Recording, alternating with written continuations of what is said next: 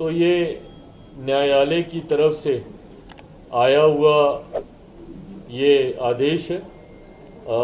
मैं कोई भी बात ऐसी नहीं कहूँगा जो कि कंटेम्प्ट ऑफ कोर्ट हो, बट हाँ इस बात पर हम लोग की आपत्ति ज़रूर है और लोक जनशक्ति पार्टी रामविलास की तरफ से हम लोग सुप्रीम कोर्ट में हम लोग एक पुनः विचार याचिका भी हम लोग दाखिल करने जा रहे हैं। जिस तरीके से रिजर्वेशन विद इन रिजर्वेशन के प्रावधानों को सुप्रीम कोर्ट के द्वारा दिए जाने की संभावनाएं खोली गई हैं। पहली बात तो जब अनुसूचित जाति की बात आती है, इस बात को मैं स्पष्ट कर दूं कि अनुसूचित जाति में ऐसी जातियां हैं, ऐसी कास्ट को शेड्यूल किया गया है संविधान में जिनका आधार अनटचेबिलिटी रहा है। शेड्यूल कास्ट का आधार कतई और कभी भी शैक्षणिक व्यवस्था नहीं रही, उनका आधार कभी भी आर्थिक नहीं रहा, इसका आधार हमेशा से अनटचेबिलिटी ही रहा है। इसमें हमारे संविधान में ऐसी जातियों को शेड्यूल कास्ट के तहत शेड्यूल किया गया है जो कहीं ना कहीं कभी ना कभी छुआछूत का शिकार रही है। तो ऐसे में रिजर्वेशन विद इन रिजर्वेशन का कंसेप्ट शेड्यूल कास्ट में आ ही नहीं सकता। क्रीमी लेयर का प्रावधान शेड्यूल कास्ट में कभी आ ही नहीं सकता है क्योंकि इसका आधार ही अनटचेबिलिटी रहा है। सुप्रीम कोर्ट के ऑब्जर्वेशंस को मैंने पढ़ा है और उसमें कहीं पर भी अनटचेबिलिटी का जिक्र नहीं किया गया है। भाई आज की तारीख में भी ये उदाहरण हम लोग को देखने को मिलते हैं कि एक दलित समाज से आने वाले युवा को ही घोड़ी पर चढ़ने से रोका जाता है। एक दलित समाज से आने वाले परिवार को मंदिर में प्रवेश करने से रोका जाता है। कई ऐसे उदाहरण हम लोग के सामने हैं जहां पर संपन्न लोग भी जो कहीं ना कहीं समाज में एक अच्छी पहचान बना चुके हैं, वो लोग भी जो दलित समाज से आते हैं जब मंदिर में जाते हैं तो मंदिर धुलवाया जाता है। तो आज भी इस तरीके के भेदभाव को प्रैक्टिस किया जा रहा है।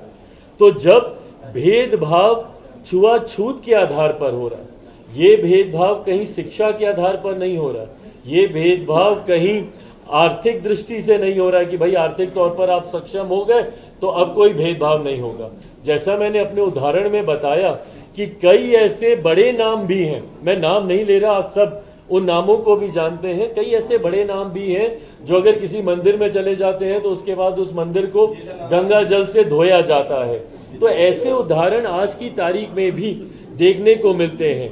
तो जब ये उदाहरण है तो ये दर्शाते हैं कि ये जो भेदभाव हो रहा है ये आपकी आर्थिक दृष्टि पर नहीं हो रहा या आप कितने कामयाब हो गए हैं अपने क्षेत्र में उसको लेकर नहीं हो रहा।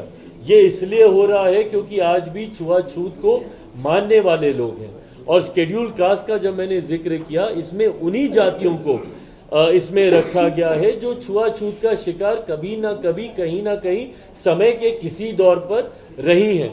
तो जब आधार आपका छुआछूत है तो ऐसे में क्रीमी लेयर का प्रावधान या रिजर्वेशन विद इन रिजर्वेशन का प्रावधान हो ही नहीं सकता है। इसीलिए मैं और मेरी पार्टी लोक जनशक्ति पार्टी इससे असहमति रखती है और इसीलिए हम लोगों ने पुनर्विचार याचिका सुप्रीम कोर्ट में हम लोग आने वाले दिनों में हम लोग दाखिल करने जा रहे हैं। भाई देखिए, मैं सरकार का हिस्सा हूं और मेरे पास सरकार के भीतर इन चर्चाओं को करने की गुंजाइश मुझे मिलती है। कोई अध्यादेश आएगा नहीं आएगा, इस पे कानून बनेगा नहीं बनेगा, जरूर मैं चाहता हूं, पर ये तमाम बातें गठबंधन के भीतर करने की हैं क्योंकि मैं खुद आज की तारीख में सरकार का हिस्सा हूं। ये गठबंधन के भीतर ये बातें की जाए। हाँ,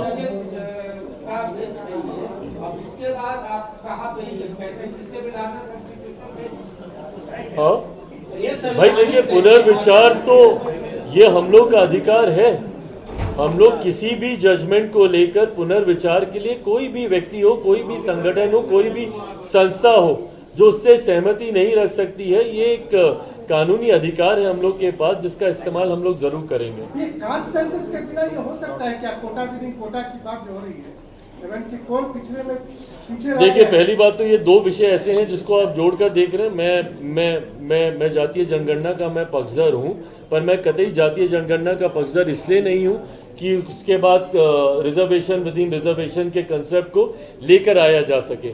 जातीय जनगणना का जहां तक बात रही है, इसकी जरूरत इसलिए हम लोग को है क्योंकि आज की भी तारीख में राज्य सरकार हो या केंद्र सरकार हो, कई ऐसी नीतियां हैं जो जाति के आधार पर ही बनाई जाती हैं, उनको हैंड होल्डिंग प्रोवाइड करने को लेकर, ताकि उन जातियों को मुख्य धारा के साथ जोड़ा जा सके। इस सोच के साथ इन नीतियों को बनाया जाता है। तो ऐसे में सरकार के पास जरूरी है कि उन जातियों के आंकड़े हों जिनके लिए वो नीतियों को बना रहे हैं, ताकि उसी के अनुपात में उस राशि को आवंटित किया जा सके। तो बहरहाल, जहां मैं एक तरफ मैं इस बात का पक्षधर हूं कि सरकारों, कई बार न्यायालय भी आंकड़े मांगते हैं कि फलाना जाति की क्या आबादी है, वो आंकड़े जरूर सरकार के पास होने चाहिए। मैं उसको सार्वजनिक करने का मैं जरूर पक्षधर नहीं हूं, बट हाँ, सरकार की अपनी जानकारी के लिए इन आंकड़ों का होना जरूरी है। तेलंगाना सरकार ने इसको हायर कर लिया है सर, कोटा विदिन कोटा में उन्होंने कहा है कांग्रेस ने कि हम इसको तेलंगाना में लागू करेंगे। भाई बिल्कुल, क्योंकि अब कहीं ना कहीं न्यायालय की तरफ से ये संभावनाएं खुली हैं, तो जरूर जो राज्य ऐसी सोच रखती है, बंटवारे की जो सोच रखती है, जो डिवाइड एंड रूल की सोच रखते हैं, वो सरकारें जरूर इसको बढ़ावा देने का प्रयास करेंगी। पर मैं इस बात को दोहराता हूं, अनुसूचित जाति की एकता ही उनकी ताकत है जो उनको आगे लेकर जाती है।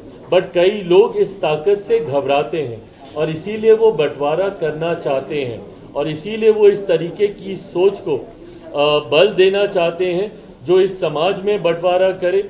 आज की तारीख में मैं पुनः इस बात को दोहराऊंगा, इस समाज का, इस वर्ग का, इस पूरी जमात का, अनुसूचित जाति जमात का आधार सिर्फ और सिर्फ अनटचेबिलिटी है, और ये अनटचेबिलिटी में किसी तरीके के क्रीमी लेयर का कोई प्रभाव नहीं है।